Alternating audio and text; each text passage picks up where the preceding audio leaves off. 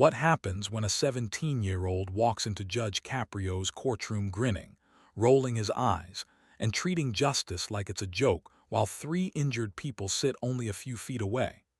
Drop a comment telling us whether you think disrespect should ever be answered with mercy, because what unfolded in Providence that morning didn't just stop a courtroom cold.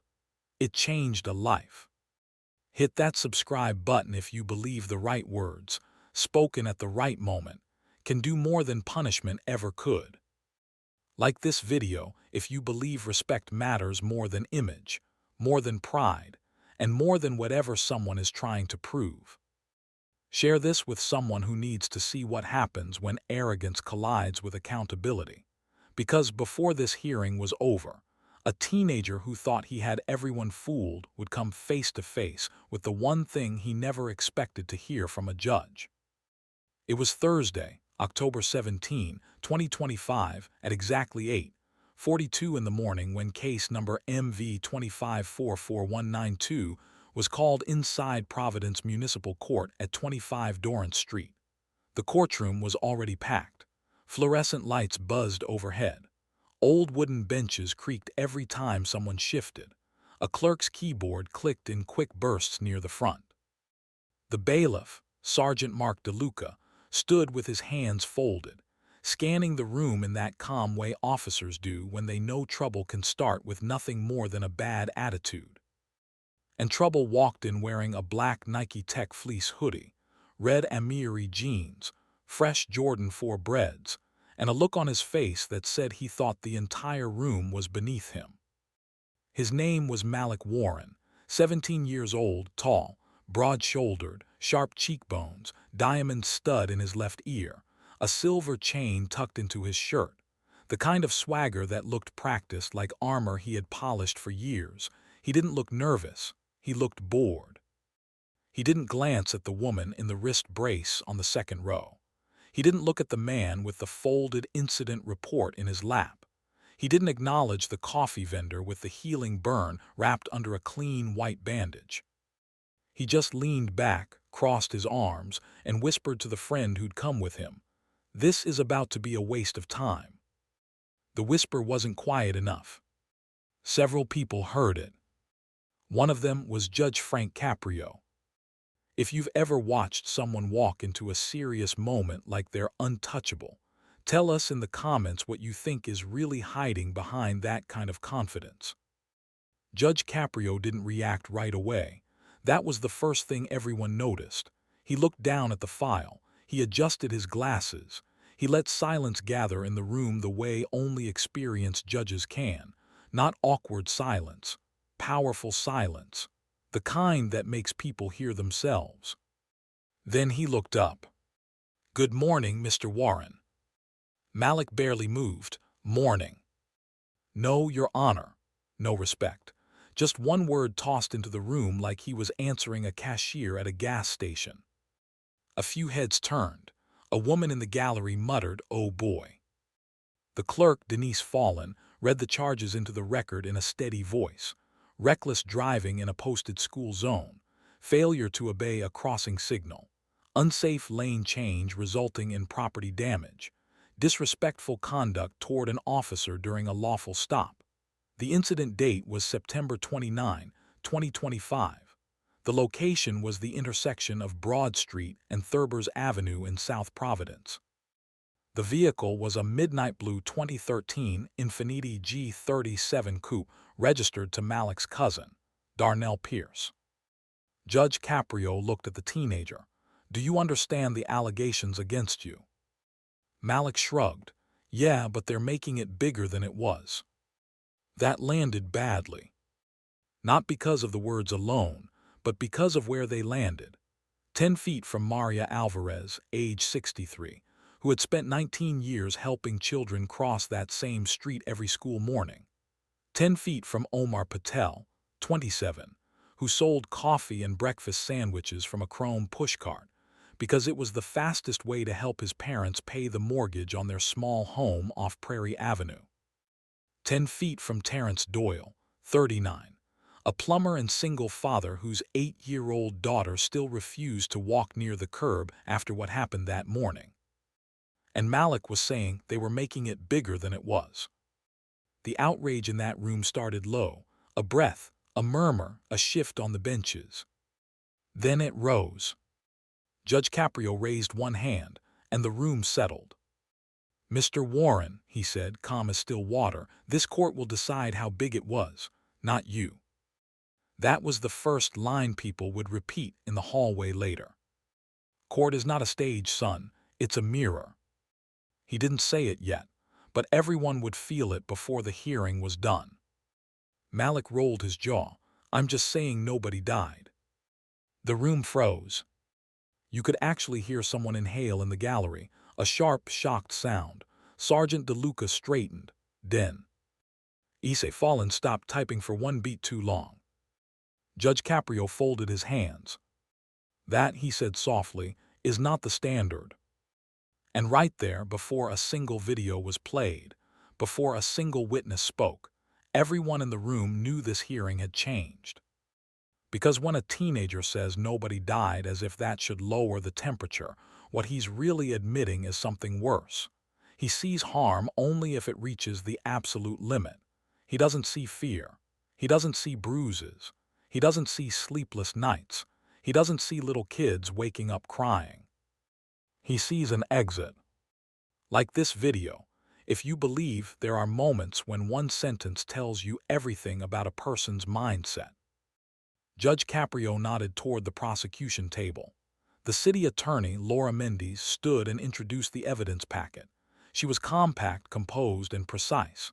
Dark gray suit, hair pinned back, no wasted words. She explained that the city would present surveillance footage from a gas station security camera, body cam footage from Officer Elena Ruiz, photographs from the scene, a medical report, and written statements from those affected. Malik smirked and shook his head like he had already decided none of it mattered. Then the first twist arrived. Laura Mendes said, "Your Honor, before we begin, I'd ask the court to note that the defendant was offered an opportunity to resolve this by accepting responsibility and completing a pre-hearing driving safety agreement. He refused and stated, quote, 'I don't do fake apologies for stuff that didn't matter.'" This time, the murmur in the courtroom was louder. Malik leaned forward because it didn't. His mother still wasn't there. That mattered too. Everyone assumed she would be. A case like this, a 17-year-old in court, a school zone incident involving injuries. But the seat beside him was empty. Later people would learn why. At that very hour, Diane Warren was driving home from a 12-hour overnight shift as a certified nursing assistant at Roger Williams Medical Center, unaware that her son had told her the hearing started at 10:30 instead of 8:30. He had lied to her. And that detail would become the crack where the entire story split open. Judge Caprio studied him. "Mr. Warren, is there anything you'd like to say before I review the evidence?" Malik sat up with that same careless half-grin. "Yeah, I think they're dragging this because I'm young and because people freak out whenever they see a black kid in a nice car." It was a smart line, too smart. The kind of line built to redirect sympathy before facts land. It might have worked somewhere else. It might have worked on someone else. But Judge Caprio didn't move. "Bias is serious," he said. "So are injuries. Let's respect both enough to deal in facts." That was the second line that spread through the courthouse like electricity. Hit subscribe if you believe facts should always come before excuses.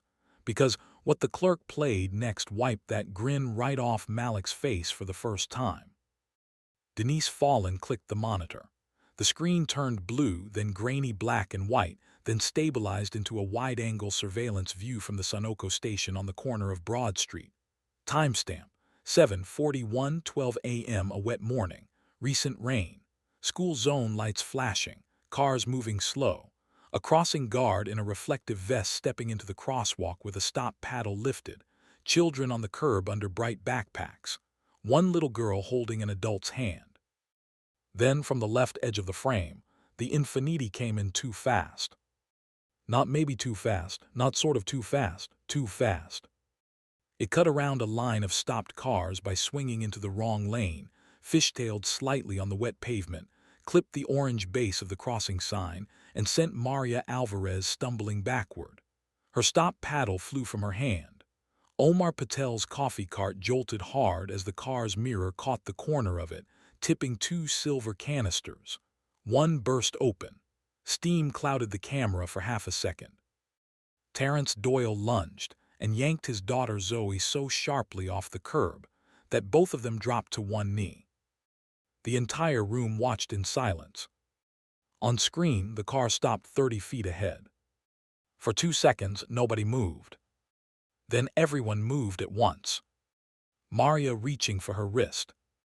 Omar hopping back, slapping at hot coffee on his forearm. Terrence grabbing Zoe to his chest. A school bus driver opening the door. A woman screaming, "Are you kidding me?" The footage had no audio, but you could hear it anyway. That's how strong the image was. The terror filled in its own sound. Malik stopped smiling. Not because he was sorry yet, not because he was transformed, but because for the first time what he had reduced to nothing was too visible to talk over. His eyes flicked to the monitor, then away. Laura Mendes didn't say a word. She didn't need to. If that footage shocked you, drop a comment telling us what the first consequence shall have been, because the hearing was only getting started, and the next piece of evidence was worse. Judge Caprio leaned forward slightly. "Mr. Warren, you still maintain this didn't matter?" Malik swallowed. "I didn't hit nobody." Terrence Doyle stood halfway out of his seat before Sergeant DeLuca put up a hand to keep order. Zoe wasn't in the room, but her pink backpack sat beside her father like a witness by itself. Judge Caprio turned to Terrence. "You'll have a chance to speak, sir." Then he looked back at Malik. "You didn't hit anybody with the front of your car. That is not the same as not hurting anyone." Malik exhaled through his nose and looked down. His right leg started bouncing. That was the first physical tell anyone saw. The confidence wasn't gone, but it had started leaking. Laura Mendes asked for the still photographs to be entered next. They appeared one by one on the monitor. Photo 1. Maria Alvarez seated on the curb, eyes squeezed shut, reflective vest twisted, left wrist already swelling under the cuff. Photo 2. Omar Patel's cart on its side, cups, lids, and pastries scattered across wet pavement, a dark stain of coffee spreading toward the gutter. Photo 3. Terrence Doyle holding Zoe against his shoulder, while the little girl buried her face in his neck, one pink sneaker half off her heel. Photo 4. A close-up of the tire mark cutting across the painted school zone stripe. Photo 5. Officer Elena Ruiz standing at the driver's side window, while Malik looked away with one hand on the steering wheel and the other holding his phone. Judge Caprio was quiet for a long time after Photo 5. That quiet did something to Malik.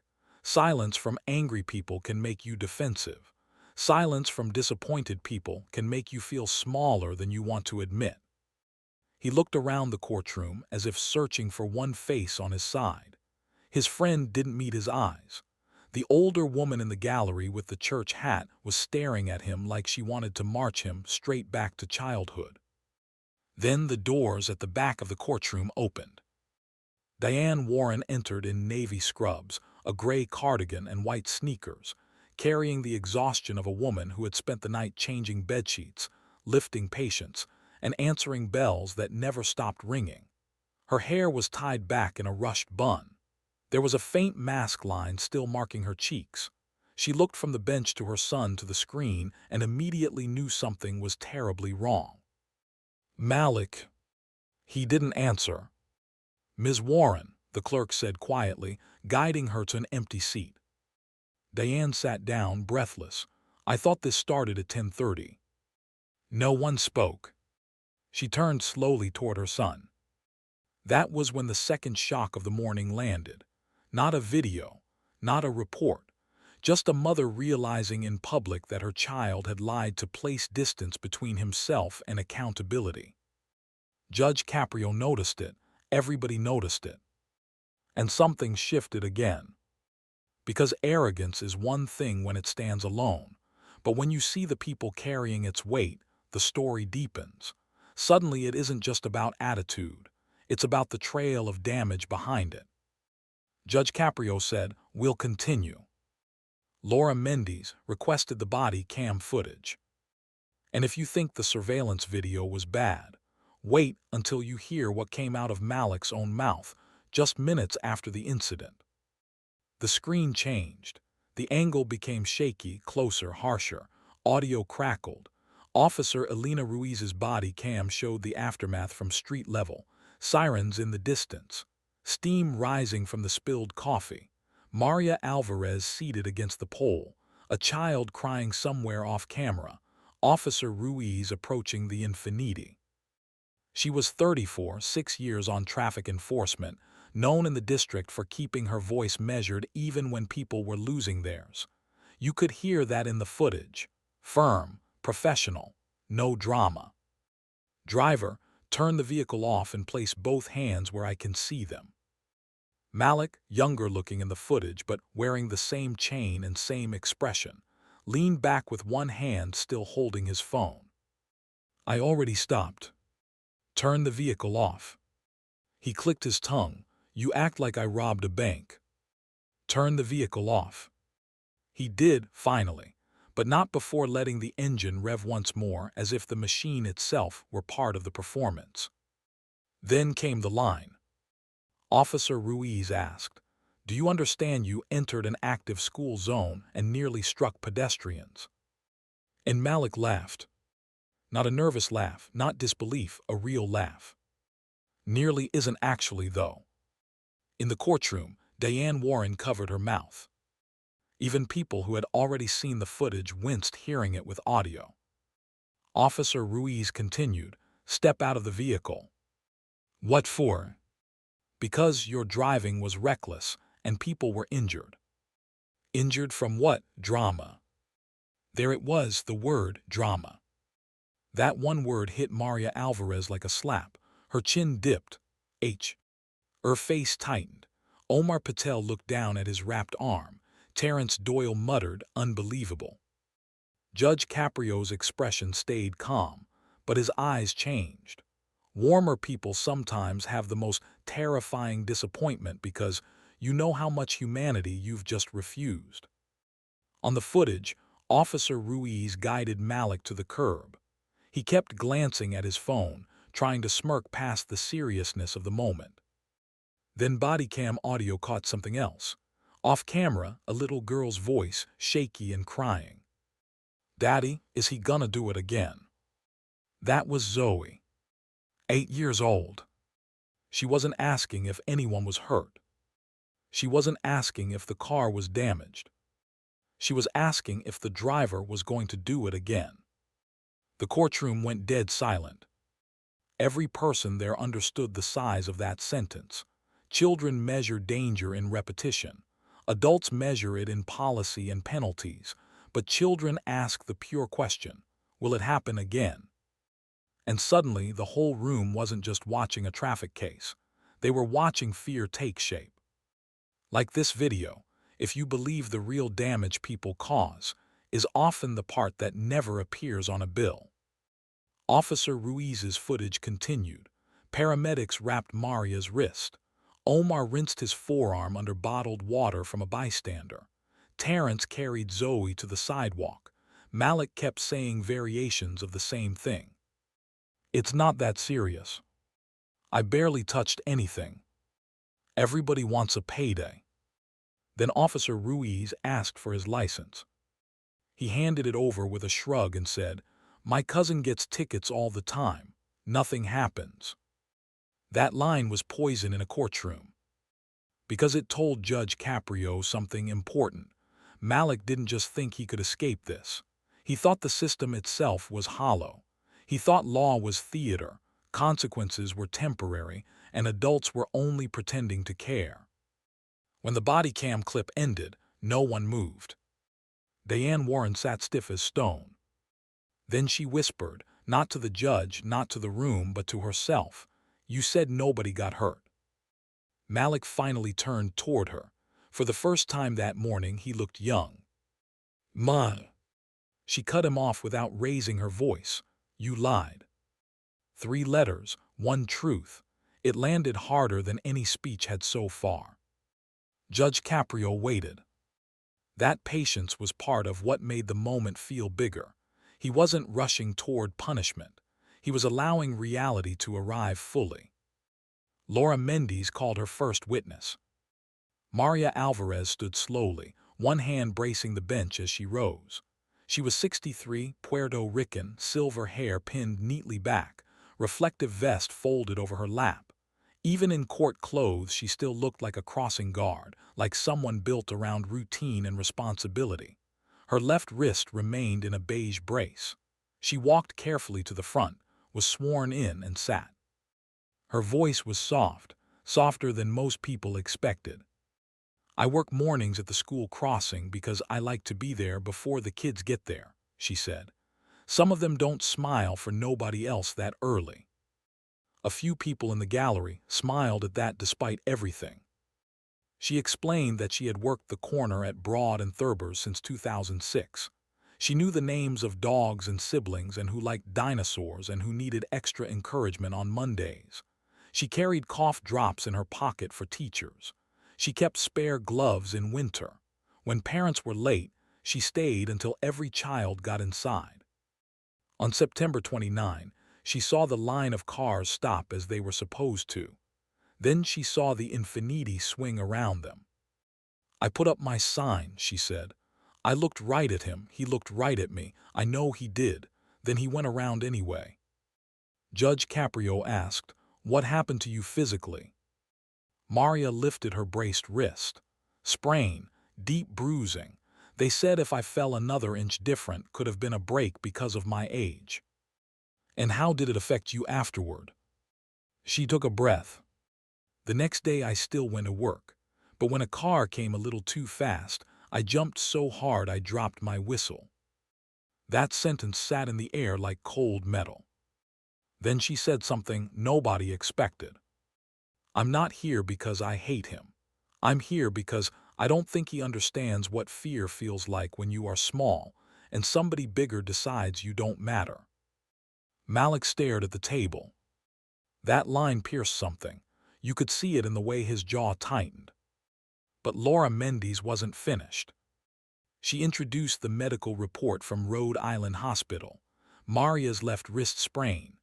Omar Patel's partial thickness burn to the right forearm from spilled coffee canister. Terrence Doyle's shoulder strain from pulling his daughter backward. Not catastrophic injuries. That was never the point. The point was that all of it had been avoidable. Then came the third witness. Omar Patel took the stand in a button-down shirt with the sleeves rolled carefully above his bandage. He spoke with controlled frustration, the kind that tells you he had replayed the morning 100 times in his head. I own that coffee cart, he said. I bought it used in 2023. Took me 14 months to pay it off. He described waking up at 4:30 every morning to brew chai, grind beans, load pastries from his uncle's bakery, and push the cart into position before traffic thickened. The damage from the impact had bent one wheel and cracked the espresso attachment. He lost 9 business days waiting for repairs. The city reimbursed part of it. His insurance covered part. The rest came out of money he had saved for community college classes. Then Laura Mendes asked, "Did the defendant say anything to you at the scene?" Omar's eyes hardened. "Yes," he looked at my cart on the ground and said, "That old thing was falling apart anyway." Gasps, real ones, quick and ugly. Diane Warren closed her eyes. Malik spoke under his breath, "I didn't mean it like that." But nobody cared how he meant it. They cared that he said it. Share this with a young driver who thinks reckless moments disappear when the car stops, because the harm keeps moving long after the tires do. Terrence Doyle was next. He wore a navy work jacket with DOYLE plumbing stitched on the chest and a wedding ring on a chain around his neck. His wife had died of breast cancer 2 years earlier. He mentioned it only once, and only because Laura Mendes asked who had been with his daughter that morning. "Just me," he said. "It's just me now." He described holding Zoe's hand while waiting for Maria's signal. He heard the engine first, not loud music, not horns. The engine. That sudden wrong sound when a car is moving with too much intention in a place built for caution. "I turned and saw him coming around the stopped cars," he said. "There wasn't time to think. I grabbed my daughter and pulled. We both hit the pavement." Judge Caprio asked, "Was your daughter physically injured?" "Bruised knee, scraped palms." "And emotionally?" Terrence took a second. He pressed his lips together. Men do that when they are trying not to expose too much in public. "She slept in my bed for 5 nights. She won't stand near the curb unless I'm between her and traffic. She asked me if school zones are just suggestions." Nobody in that courtroom would ever forget that line. Because children shouldn't know enough about adult failure to ask it. Then Laura Mendes reached for a small envelope and said, "Your Honor, with the court's permission, Mr. Doyle has a letter dictated by Zoe and written down by her teacher." The room shifted again. Malik looked up fast. Judge Caprio nodded. "Read it." Terrence opened the paper carefully. It was pink construction paper folded in half. On the front were uneven marker letters, "For the judge." His voice shook only once. "Dear Judge, I don't want that boy to go to jail forever. I just want him to be sorry for real. My dad said sorry means you know what you did. I was scared because I thought cars stop when people tell them to. Please make sure he learns that kids are not speed bumps. Love, Zoe Doyle." The silence after that was so complete you could hear the ventilation system. Even Denise Fallon looked away from her keyboard. And Malik, the boy who had laughed, suddenly stopped looking like he had anywhere to hide. If that letter hit you, tell us in the comments whether forgiveness should come before punishment or only after it. Judge Caprio thanked Terrence and accepted the letter into the record. Then, just when it seemed the evidence had already done enough damage, Laura Mendes said there was one final witness before argument. Officer Elena Ruiz. She walked to the front in full uniform, dark hair in a tight bun, posture straight, voice level. She testified about the posted 20-mile-per-hour school zone, the estimated speed from roadway marks and camera timing, the defendant's dismissive responses, the fact that the crossing guard's stop paddle was fully raised and visible. Then she added something that wasn't on the video. "When I placed Mr. Warren in front of my cruiser to finish the report, I asked him if there was any reason for the urgency. If there was an emergency, if someone was hurt, if he was trying to get somewhere important. He said, 'Nah, I was late because I overslept.' No excuse, no hidden life or death mission, no last-minute emergency. Just overslept." That was the revelation that changed the temperature from anger to disgust. Malik's face flushed dark. Laura Mendes sat down. Now it was the defense's turn, except Malik had chosen not to hire counsel for what he thought would be a routine ticket matter. His mother hadn't even known the full list of allegations. So when Judge Caprio looked at him and asked if he wanted to say anything, there was no lawyer between him and the truth. He cleared his throat. "People are acting like I wanted to hurt somebody. I didn't. I said some things, fine, I was mad. Everybody gets mad." Judge Caprio said nothing. Malik continued, "Y'all do KN. Al, what was going on with me that morning?" There it was, the opening. Some people in the room rejected it immediately. They had seen this move before. Harm first, context second, a softening tactic, an attempt to make pain compete with pain. But Judge Caprio asked the question anyway. "What was going on with you that morning?" Malik looked down at his hands. He was quiet for longer than anyone expected. Then he said, "Nothing you'd care about." And that, more than any bravado, revealed the teenager underneath. Because arrogance often sounds like certainty, but at its root, it is often just despair that learned how to sneer. Judge Caprio didn't chase him. He turned instead to Diane Warren. "Ms. Warren, would you like to speak?" She looked horrified, not at the judge, at the possibility, at speaking in public, at having to discuss her son in front of strangers while wearing the same scrubs she had worn to clean and comfort other people through the night. But she stood. Her hands shook. She clasped them together to make it less visible. "My son is not a bad child," she said first, because mothers almost always begin there even when they are furious.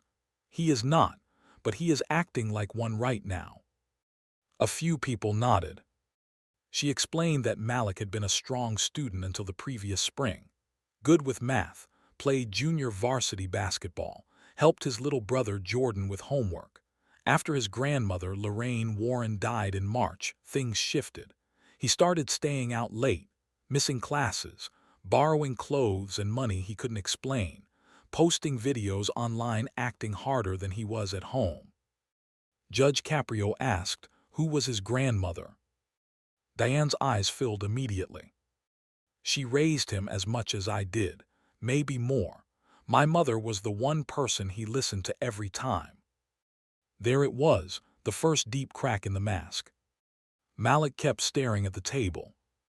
Diane continued, "His father has been in and out of the adult correctional institutions in Cranston since Malik was little. My mother kept him steady. Since she died, he's been angry at me, at school, at everybody." Then she turned toward her son in a way that made the entire courtroom lean in. "But don't you dare use your pain like a weapon against people who did nothing to you." That line hit with the force of a gavel. It was not polished, it was not strategic, it was a mother's truth dragged straight out of her chest. Everyone in the room knew that clip, if it had been posted, would have gone viral before lunch. Like this video, if you believe that sometimes the toughest voice in a courtroom isn't the judge's at all. Judge Caprio thanked Diane and asked if there was anything else the city wanted to present. Laura Mendes nodded and held up a sealed envelope. "Your Honor, one additional item. A letter from Mount Pleasant High School counselor Priya Raman, submitted at Ms. Warren's request after she arrived this morning." Malik looked up sharply. "What letter?" Diane didn't answer him. The clerk passed the envelope to the judge. He read silently for nearly a full minute. His expression didn't harden. It softened, which was somehow more unsettling. Then he set the letter down and looked directly at Malik. "Mr. Warren, your counselor writes that you have missed 23 mornings this semester. She writes that after your grandmother's death, your grades dropped from mostly B's to failing 2 classes. She writes that you have refused grief counseling twice. She also writes that you used to volunteer at the Elmwood Community Reading Program every Saturday with your grandmother for 3 years. Malik's eyes flickered. No one in the courtroom had expected that. The arrogant kid in designer clothes, the reckless driver, the dismissive teenager on body cam. A volunteer reader for younger children. Now the room was confused, and confusion is where real stories begin. Because flat villains are easy, real people are not. Judge Caprio continued. She writes, and I'm quoting, "Malik is performing hardness because softness feels dangerous to him right now." Nobody moved. That line cut straight through the superficial version of the case and exposed something raw beneath it. Malik's lip twitched. She shouldn't have wrote that. "Why not?" Judge Caprio asked gently. "Because she don't know me." "Doesn't she?" He had no answer. That was the next cliff edge. Because now the courtroom had 2 images of the same boy, and they did not fit together. The one who laughed at injured strangers, and the one who once spent Saturdays reading books to little kids with his grandmother. One of them was real. The other was real too. and the hearing was about to force him to decide which self would survive. If you've ever seen someone act cruel because they were scared to be seen as hurt, hit subscribe, because Judge Caprio was only beginning to understand where Malik's arrogance came from. Judge Caprio rested his hands on the bench. "Mr. Warren, do you know what counts? RNS me most." Malik gave a tight shrug. "It's not that you made a dangerous decision. People make dangerous decisions. It's that every time reality approached you, you pushed it away with disrespect. You laughed at fear. You mocked injury. You lied to your mother. And you keep reaching for image when truth is standing right in front of you." Malik's throat moved. He still said nothing. The judge looked at the city attorney.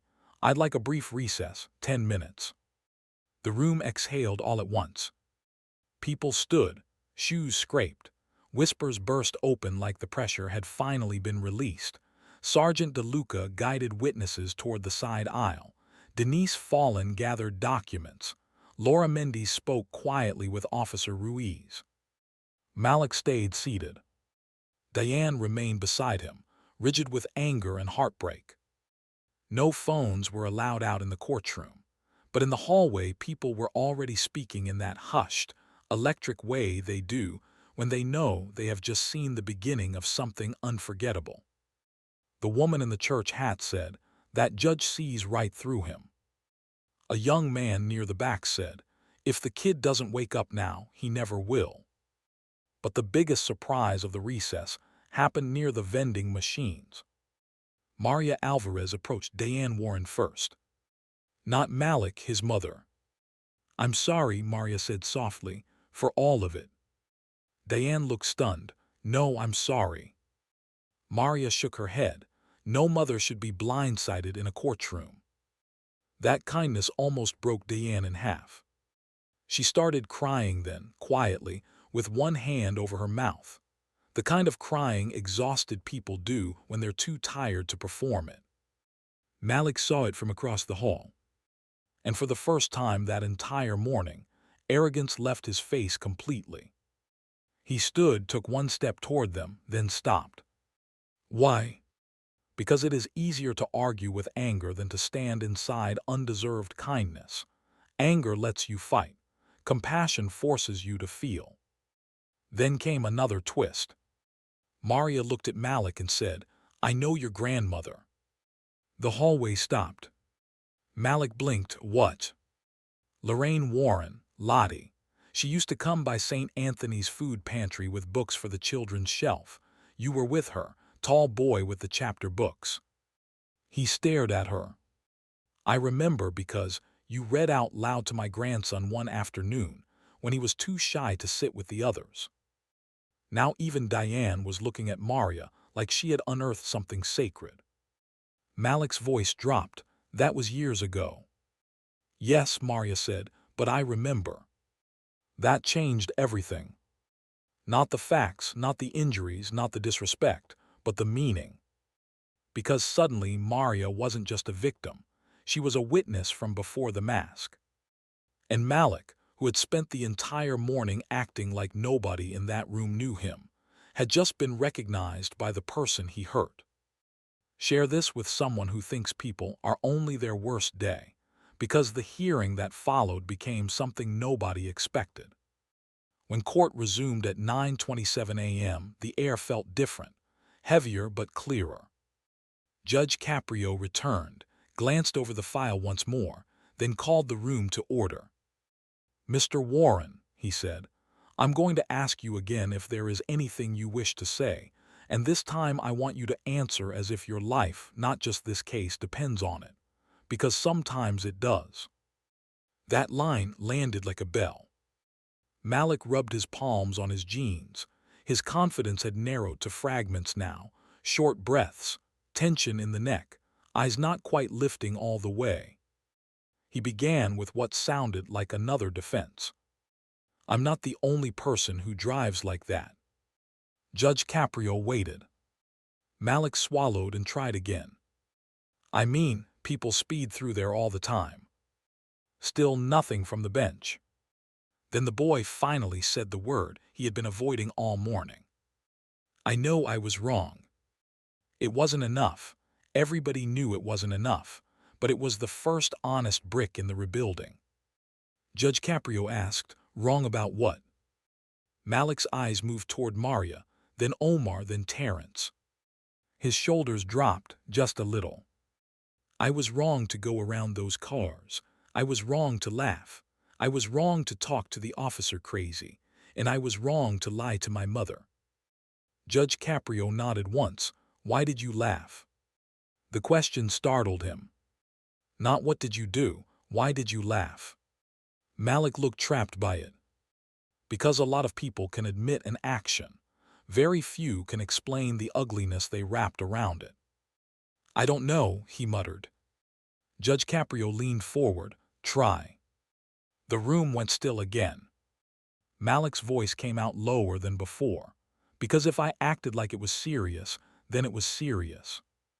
There it was. The truth nobody expected him to say out loud. Several people in the gallery looked at each other. Even Laura Mendes softened. Judge Caprio didn't let him escape there, and if it was serious. Malik stared at the floor. Then I'd have to think about what could have happened. And what could have happened? He shut his eyes briefly. When he opened them, they were wet, though he still seemed determined not to let tears fall in public. That little girl could have got hit. Terrence Doyle looked down hard. Judge Caprio asked, what else? I could have hurt Ms. Alvarez worse. I could have. He glanced toward Omar. I could have messed up his business. I did mess up his business.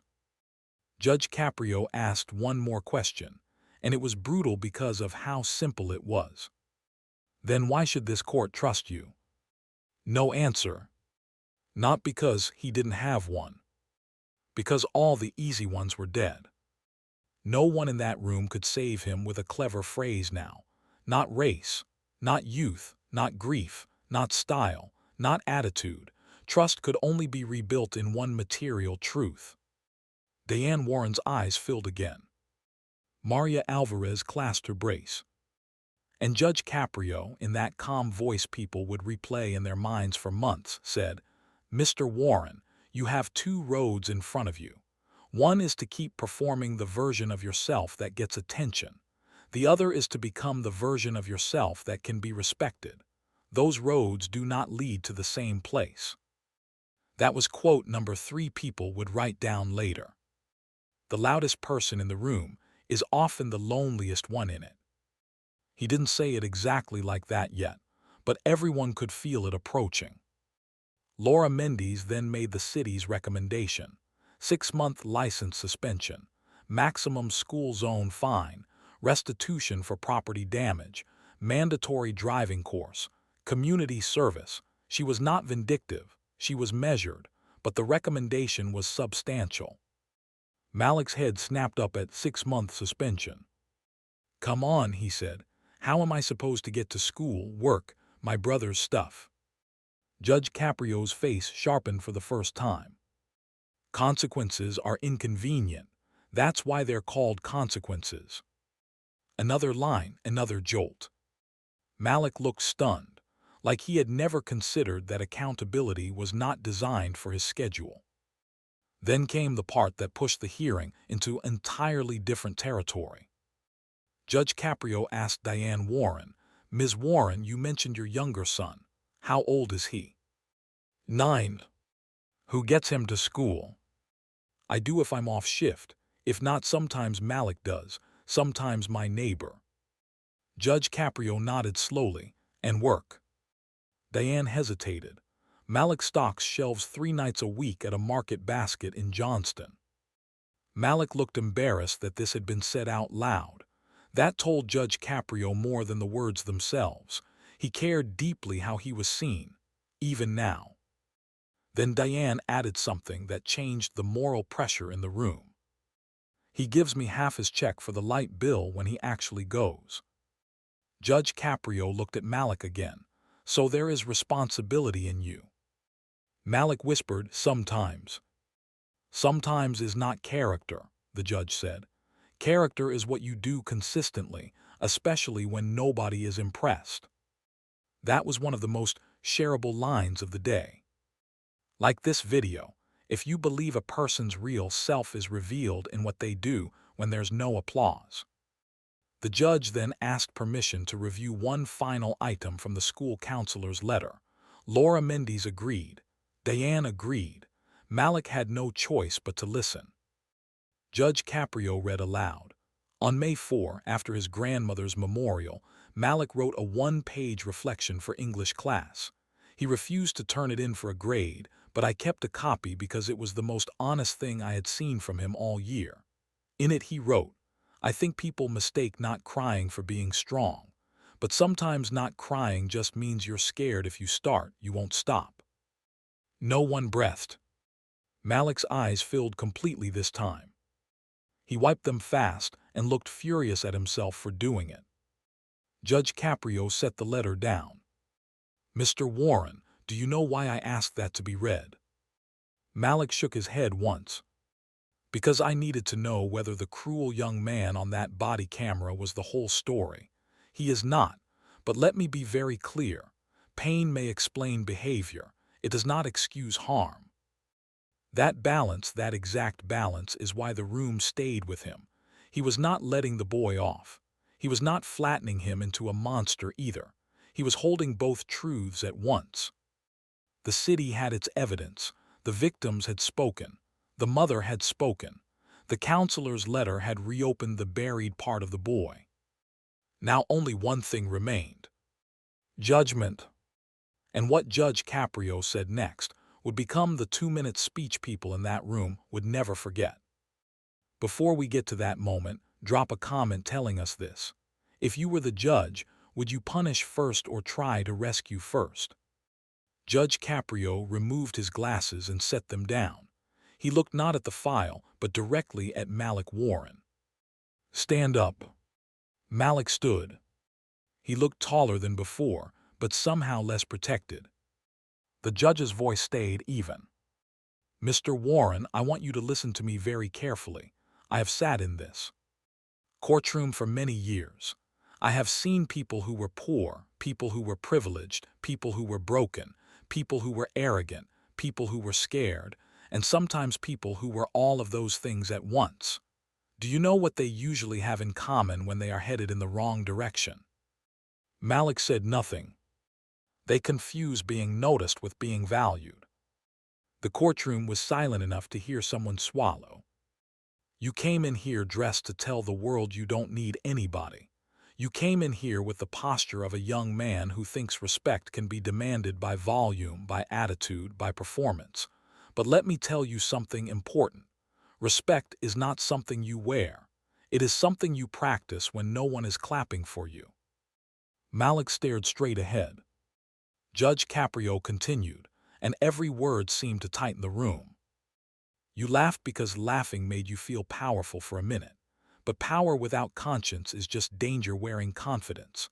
A little girl went home afraid of a sidewalk because of you. A woman who protects children for a living went home with a brace because of you. A man trying to build a business went home with a burn and lost income because of you. Your mother came into this courtroom in work shoes after a night of caring for strangers and learned her own son had lied to her. Do you understand what I'm saying? Malik nodded once, but the judge wasn't finished. No use words. Yes, Your Honor, Malik said, and it was the first time he had called him that. A visible ripple went through the room. Judge Caprio went on. Good, because here is the truth. A mistake can explain you for a moment. It does not have to define you forever.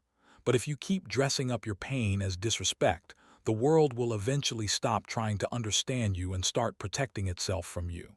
And when that happens, you will call it unfair, when really it was built one selfish choice at a time. Diane Warren started crying openly. Maria Alvarez pressed a tissue under her eyes. Even Sergeant DeLuca's expression shifted. The judge's final lines came slower. If you want to be treated like a man, start by carrying what you broke. If you want mercy, become somebody who knows why mercy costs so much. And if you ever again find yourself laughing in the face of somebody else's fear, remember this day, because that laugh was the sound of a boy trying very hard not to become accountable. This court is giving you one chance to become accountable before life decides to do it for you. That was the speech. Not shouted, not dramatic in delivery, not theatrical, but devastating. And the moment it ended, everyone in that room knew they had just witnessed something bigger than a sentence. Hit subscribe if you believe the calmest words often hit the hardest, because what happened next was the exact moment Malik Warren changed. He broke. Not all at once. That would have been easier to watch. It started in the hands. They opened and closed, like he was trying to hold onto something invisible. Then his shoulders buckled. Then the breath left him in one ragged sound he clearly had not intended to make in front of strangers. He looked toward his mother, then away, toward Maria, then away, toward the judge, then down. "I'm sorry," he said. The first one was rough and incomplete. He tried again. "I'm sorry." Then the third time, it turned real. "I'm sorry for all of it." He faced Maria first. "I saw you, I did. I just thought if I kept going I could get through before anything happened. That was stupid, I'm sorry." He turned to Omar. "I said that about your cart because I ain't want to feel bad. That was foul, I'm sorry." He looked at Terrence Doyle and nearly couldn't continue. When he finally did, his voice cracked. "I made your daughter scared. I don't know how to fix that, but I'm sorry." Terrence's jaw clenched. He nodded once, not out of forgiveness yet, but acknowledgement. Then Malik turned to his mother. "That was the hardest part. Ma, I'm sorry I keep making you find out who I am in the worst ways." Diane covered her face and wept. That line tore through the courtroom, because it was too honest to ignore. Judge Caprio let the silence sit, not to punish him, to allow the apology to settle into the people who had earned it. Then came the twist nobody saw coming. Maria Alvarez raised her hand. "Your Honors." "Yes, Ms. Alvarez." She stood slowly. "May I say one more thing?" "You may." She turned toward Malik. Her voice was steady but emotional. "My grandson Mateo was 16 when he started acting like the whole world was against him. Everybody talked to him like he was already lost. He started believing them. By 19, he was in prison. By 22, he was dead from an overdose after he got out." The room stiffened. She took a breath. "I'm not saying this boy should get nothing. He earned consequences. But I am asking the court not to confuse punishment with rescue. I recognized him because years ago he sat on a milk crate at the pantry and read Charlotte's Web to my grandson when Mateo wouldn't talk to anyone. That boy is still in there. I know because I saw him before all this noise." Malik started crying again, harder now, the kind you cannot pull back once it starts. Maria looked at Judge Caprio. "Please make him work, make him face it, but don't throw away the part of him that can still come back." Nobody in that courtroom was prepared for that level of mercy. Not after the footage. Not after the laughter. Not after the letters. This was the unexpected compassion moment, and it changed the moral gravity of the case. Because mercy is easiest when the person is lovable. Real mercy begins when they are not. Like this video, if you believe mercy should be strong enough to tell the truth and brave enough to offer a future. Judge Caprio nodded slowly. "Ms. Alvarez, that was an act of grace." Then Terrence Doyle surprised everyone too. He stood. "Your Honor, I'm not there yet," he said honestly. "I'm still angry. My daughter's still scared. But if the court does give him another chance, I want it to be one he can't fake." That was powerful because it was true. He wasn't offering sentimental forgiveness. He was demanding authentic accountability. Judge Caprio said, "What would that look like to you?" Terrence glanced at Malik. "Make him stand where Maria stands, morning after morning. Make him watch parents trust the street and understand what that means. Make him do work where if he doesn't show up, somebody innocent feels it. That suggestion hung in the air. Omar Patel lifted his hand next. The judge smiled faintly. Mr. Patel, if he's working, I could use help weekends. Not behind the money. Just set up, clean up, loading supplies. Let him see what gets damaged when people say it's not that serious. Now the entire courtroom had turned. Not from outrage to softness. From outrage to purpose. This was no longer a simple fine-and-go case. It was becoming a blueprint for redemption. And Judge Caprio saw it. He looked at Malik. Do you hear what is happening in this room? Malik nodded through tears. People you hurt are doing the difficult work of imagining your future. Are you prepared to do the easier work of earning one? Yes, Your Honor. Are you prepared to wake up before sunrise on weekends? Yes, Your Honor. Are you prepared to spend mornings in the very school zone where you behaved as if other lives were obstacles? Yes, Your Honor. Are you prepared to apologize to Officer Ruiz for mocking her lawful instructions? Malik turned. I'm sorry, officer. Officer Ruiz held his gaze. Do better. 3 words, no lecture, enough. Judge Caprio then asked the question no one expected but everyone needed. Are you prepared to grieve honestly instead of performing hardness? Malik broke again. He wiped his face and whispered, I don't know how. The judge nodded. That is the first honest sentence you've spoken today. And that line would travel farther than almost anything else. Share this with someone who needs proof that real change starts when excuses end and honesty begins. Then came the formal sentence, and it was one of the most memorable resolutions anyone in that courtroom had seen.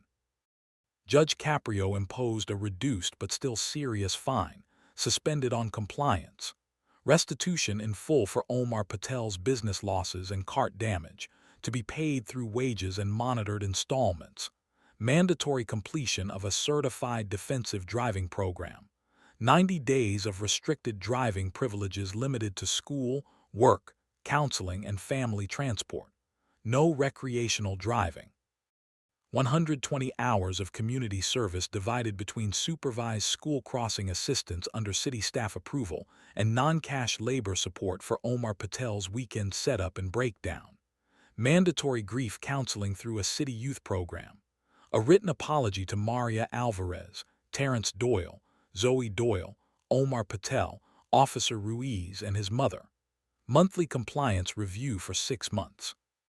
Then he added one more condition of his own.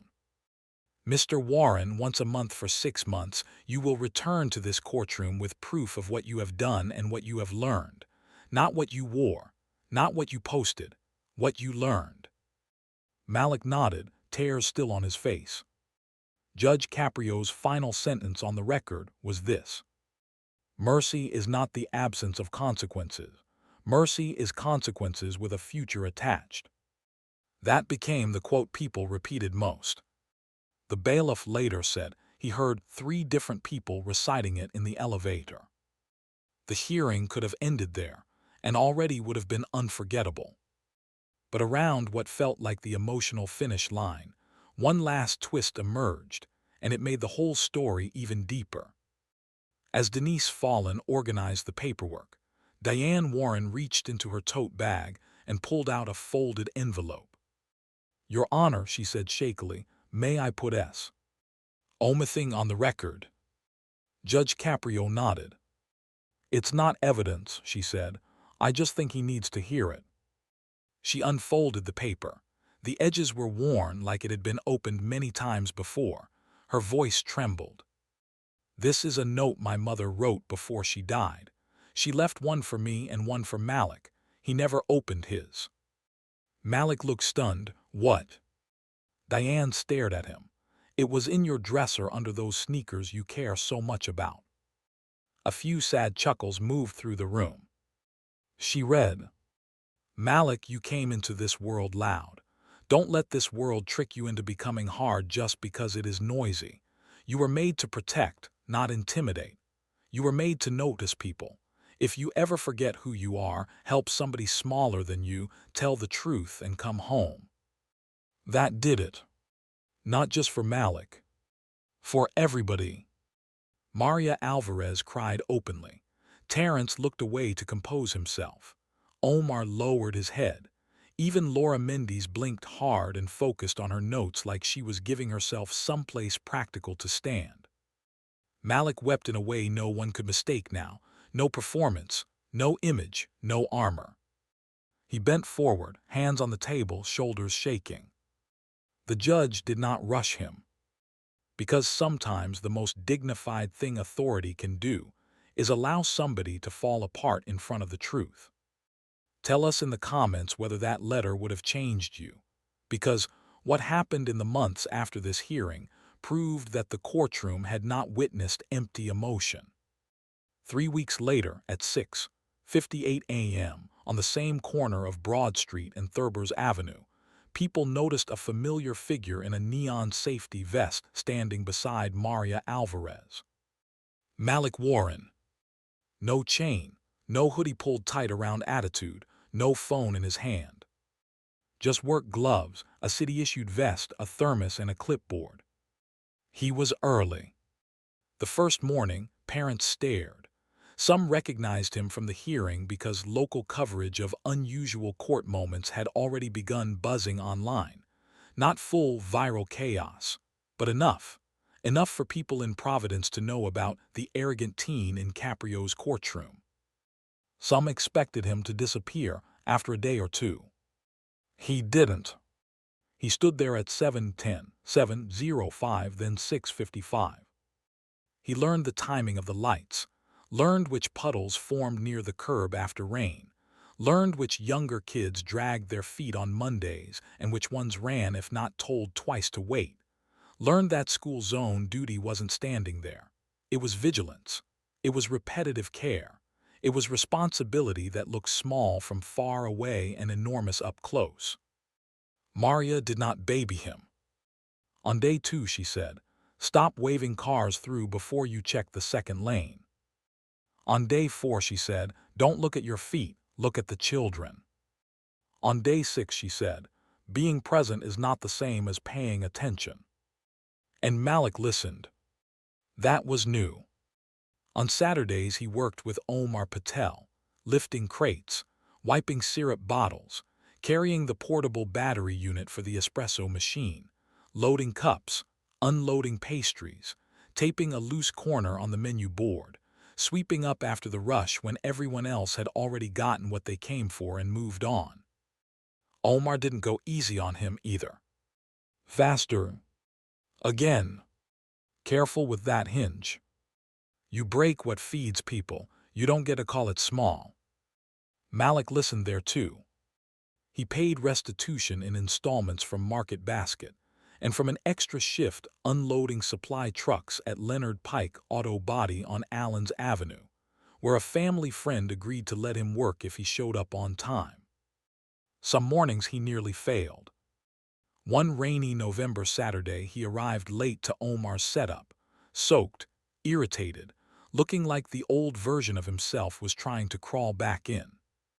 Omar pointed at the stacked milk crates and said, "You can be tired, you can be sad, you can be angry, but you can't be unreliable." That line stayed with him. Because for the first time in months, adults weren't just scolding him, they were building him. Grief counseling was worse at first. Priya Raman connected him with a youth counselor named Dr. Hannah Bell, who had a small office with blue walls and a plant that looked too healthy to be real. Malik sat with his hood up the first 2 sessions and gave one-word answers. By the 4th session, he admitted he still had his grandmother's voicemail saved and listened to it when nobody was home. By the 6th, he admitted the laughter in court had come from the same place as the speeding. He wanted to get past the feeling before the feeling could get to him. Dr. Bell told him something he wrote down later. If pain controls the performance, eventually the performance becomes the personality. He carried that sentence into everything. Like this video, if you believe healing still requires discipline, because redemption without work is just another costume.